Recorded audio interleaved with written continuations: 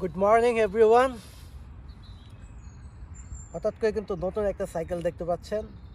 So আমার ছিল আগে একটা মাউন্টেন বাইক, তো সেটা থেকে কনভার্ট হয়ে এখন এইরকম একটা রোড বাইকে ফিরে আসছি। রোড বাইকে আসার পেছনে মেইন কারণটা হচ্ছে, আমার মেইন কারণ ছিল সিটিতে পারপাস, এবং আমি আমার মূলত রেগুলার কমিউট করার জন্য কিন্তু আমার এই সাইকেলটা আমি ব্যবহার করার জন্য নিয়েছিলাম। তো মাউন্টেন বাইক চিন্তা ভাবনা করে দেখলাম যে আসলে সিটিতে চালানোর জন্য খুবই টাফ, আর আমি মোটামুটি অনেককেই দেখছি যারা রেগুলার কমিউট করে তারা সবাই হচ্ছে রোড বাইক ব্যবহার করে। তারপরে চিন্তা ভাবনা করলাম যে কি করা যায়। একবার চিন্তা করলাম যে মাউন্টেন বাইকের টায়ার চেঞ্জ করবো কিনা। এছাড়া এখানে যে মাউন্টেনগুলোতে যে রাইড করবো বা করবো ওই রকম আসলে সময় বের করতে পারতেছিলাম না, কারণ আমার রেগুলারই অন রোডে সাইকেলটা চালাতে হচ্ছিল। তারপরে একটা সাইকেলের শপে গিয়ে আমার মাউন্টেন বাইকটা এক্সচেঞ্জ করে আমি এই যে আমার এই ইয়েলো অ্যান্ড ব্ল্যাক কম্বিনেশনের এই রোড বাইকটা নিয়ে নিচ্ছি।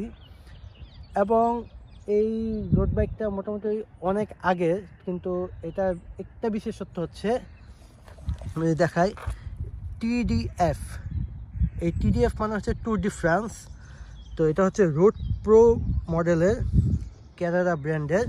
তো এটা হচ্ছে কি ট্যুর ডি ফ্রান্সের 2012 এবং 13 একটি স্পেশাল এডিশন। তো এটা ট্যুর ডি ফ্রান্সে ব্যবহার করা হয়েছিল। তো এই সাইকেলটার জোস, মানে এটা আমি কালকে রাতে রিসিভ করছি, তো রাইড করে অভিজ্ঞতা একেবারে চেঞ্জ হয়ে গেছে আমার। এত জোস রাইডিং করা যায় যেটা বলার মতো না। মানে স্পিড তো আছেই, সেই সাথে হচ্ছে রোড বাইকের যে মজা সেটা আসলে অন রোডে রাইড না করলে বোঝাই যায় না। তো এই মুহূর্তে আমি একটা পার্কে আছি, এটা একেবারে আমার বাসার কাছেই এই পার্কটা। তো খুবই সুন্দর একটা জায়গা। তো এখন এটা দিয়ে পথ চলা হবে, আর রোড বাইকের প্রতি একটা অন্যরকম একটা ফ্যাসিনেশন চলে আসছে। তো এটা আপাতত নিলাম, রাইড করতে থাকি। সামনে যদি বেটার আরও স্পেশাল কোনো বাইক নিতে পারি সেটা অবশ্যই শেয়ার করব। এবং আমার পরবর্তীতে প্ল্যান আছে একটা আরও আপগ্রেড এবং একেবারে নিউ মডেলের কোনো একটা রোড বাইক নেওয়ার। আপাতত এটা ইউজ করি, এটা মোটামুটি অনেক দিন ইউজ করব।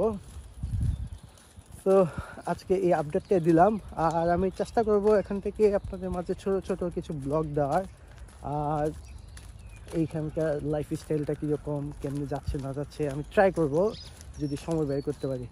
তো পার্কটা কিন্তু খুবই সুন্দর, যদি দেখাই অনেক সুন্দর একটা এরিয়া, ওখানে ছোট বাচ্চারা খেলাধুলা করে।